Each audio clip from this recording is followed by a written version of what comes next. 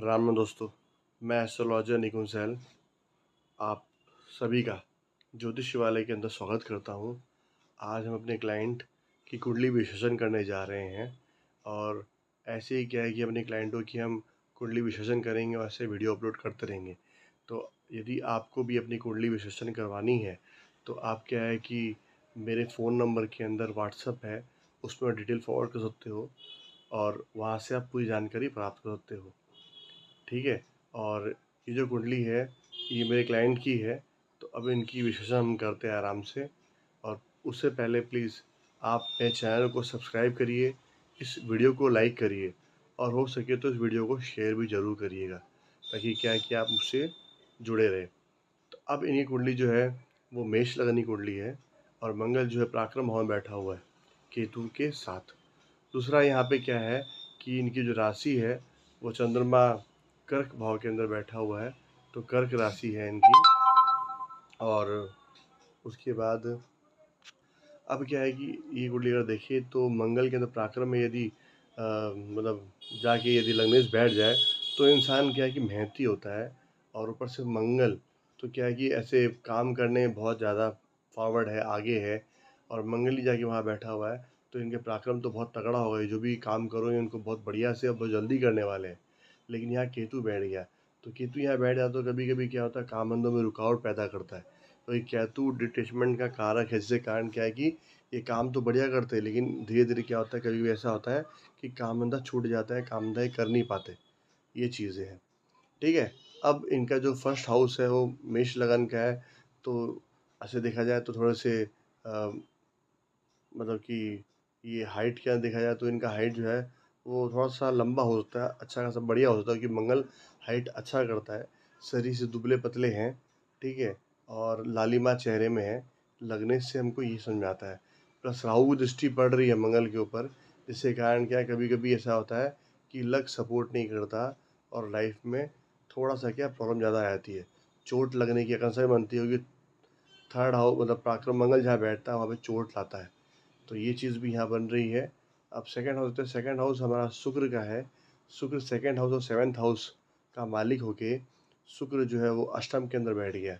तो यहाँ पे क्या है कि शुक्र जो है डबल मार्केस हो गया, अष्टम में बैठा हुआ शुक्र खराब होता है।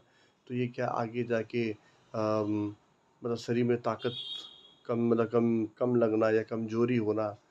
प्लस क्या है कि नॉर्मली शुक्र का यहाँ बैठना खराब माना जाता है अष्टम के अंदर। तो पत्नी मिलने में लेट होना या पत्नी जो मिलना वो अलग थोड़ा सा अलग कास्ट की हो या फिर इनसे नीची हो, मतलब फाइनेंशियली भी और ऐसे भी फैमिली वाइज भी इनसे नीचे रहेगी, ऐसा कुछ शो करता है। और शुक्र यदि अष्टम में बैठ जाए तो ये खराब होता है, क्योंकि शुभ ग्रह यदि अष्टम षष्टम या 12 हाउस में बैठते तो खराब माने जाते हैं।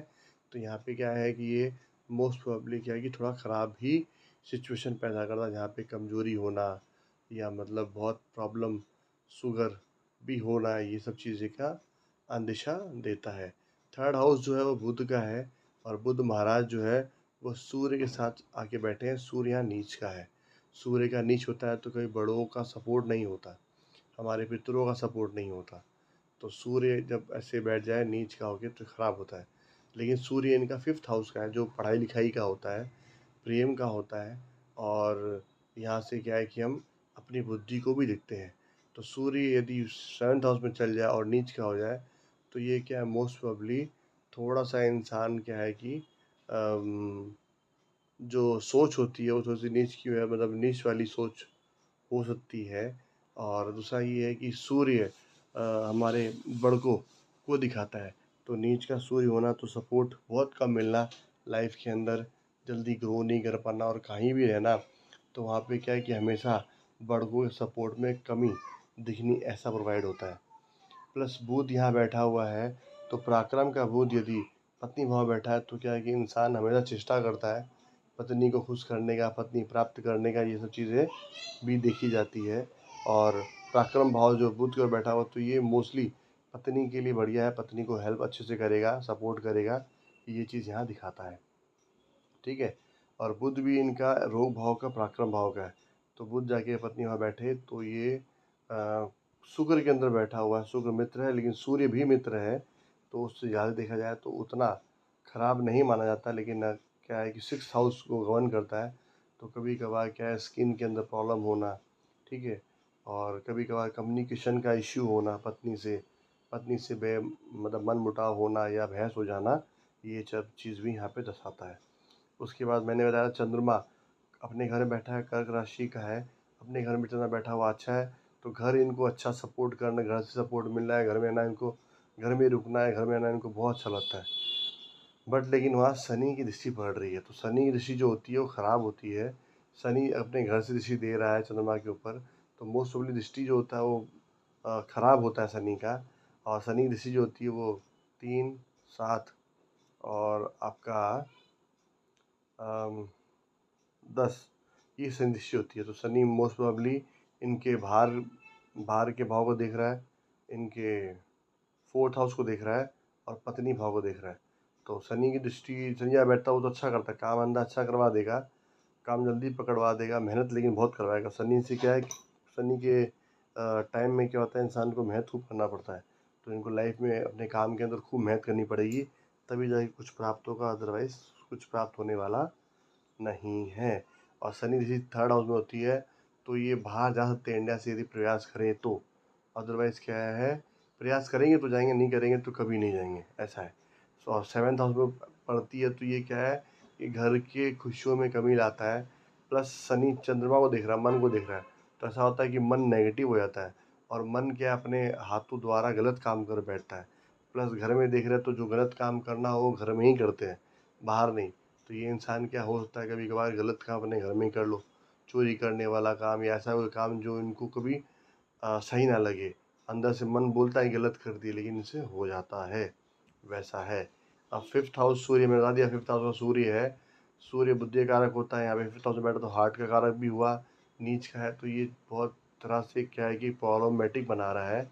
और शुक्र में आके, तुला में आके नीच का होता है, तो इससे क्या है कि प्रेम भाव में कमी होना या पत्नी भाव से प्रेम ना रहना, ये सब चीज़ की ये दशा बनाता है।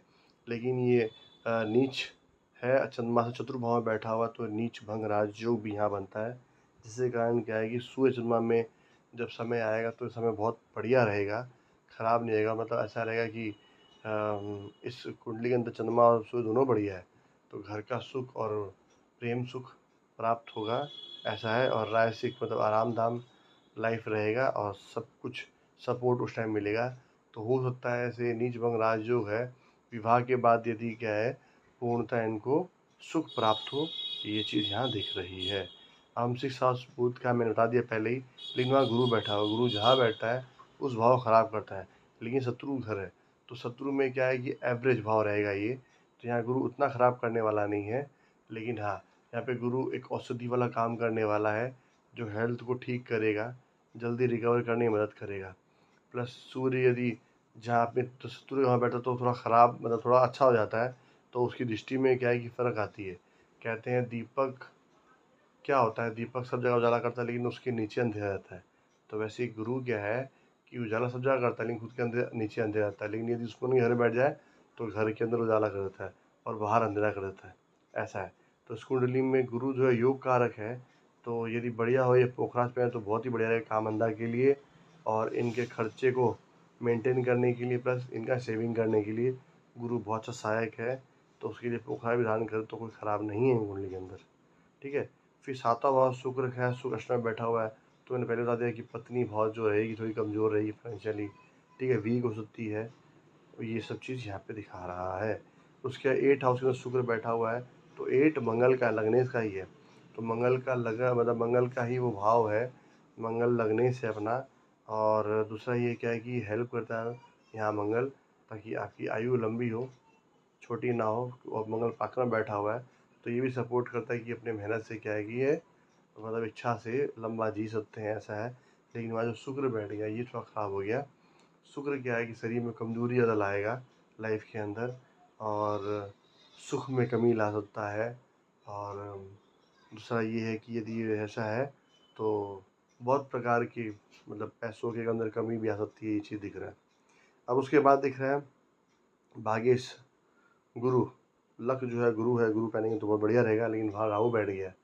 तो राहु बैठा हुआ क्या होता है कि लक को जब राहु का समय आता है तो पूरा डाउन कर देता है, मतलब भाग्य कभी सपोर्ट नहीं करता उस टाइम, ऐसा है। और बात बाकी यदि ये प्रॉपर्ली मेंटेन रखें और फोकस पे हैं तो यहाँ पे क्या है कि ये बढ़िया रहेगा। उसके बाद 10th भाव शनि का, शनि अपने घर बैठा हुआ है, तो ये लोहा लकड़ का काम करवाता है इंसान से, ठीक है। लोहा लकड़ का काम करे तो बढ़िया रहेगा, सर्विस का काम करे तो ये इनके लिए अच्छा रहेगा।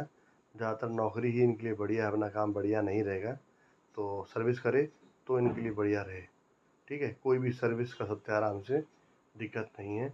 उसके बाद हम आते हैं 11th हाउस इनकम का, वो भी शनि गमन करता, शनि पाकड़ा में बैठा हुआ है घर के अंदर। काम करेंगे तो पैसा आएगा, नहीं करेंगे तो पैसा नहीं आएगा। उसके बाद 12 भाव जो है वो 12 का मतलब गुरु का ही है, और गुरु महाराज की दृष्टि पड़ रही है यहाँ पे अपने घर के अंदर, तो मोस्ट प्रॉब्ली खर्चे के अंदर कंट्रोल लाएगा इंसान, जल्दी से फालतू खर्चा नहीं करेगा, हिसाब का खर्चा करेगा। तो ये है इनकी कुंडली।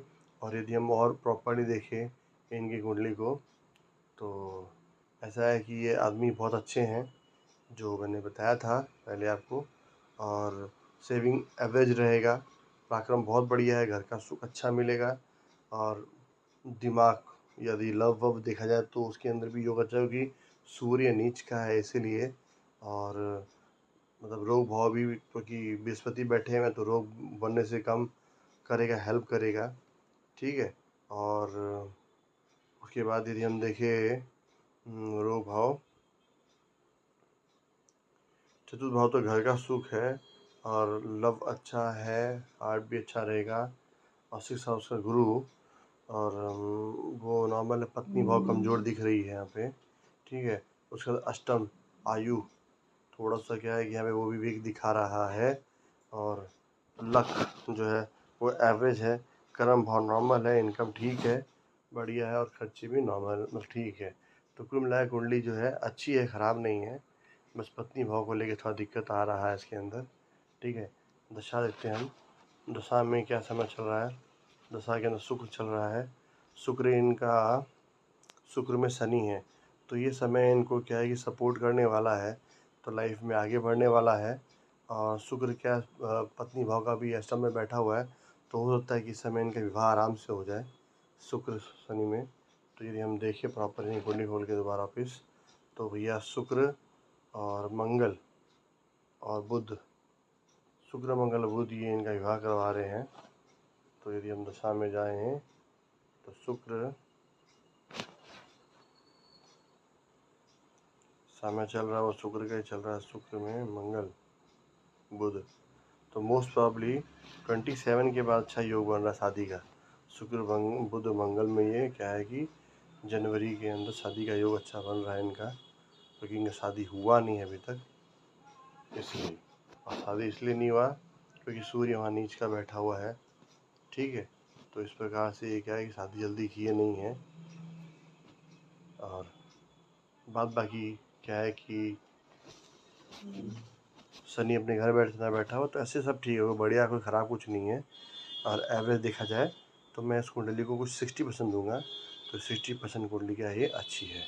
तो कृपया सब मेरे इस वीडियो को लाइक करिए, ठीक है, मेरे चैनल सब्सक्राइब करिए, और प्लीज़ इस वीडियो को शेयर कर सको तो प्लीज़ आप शेयर भी ज़रूर से ज़रूर करिए।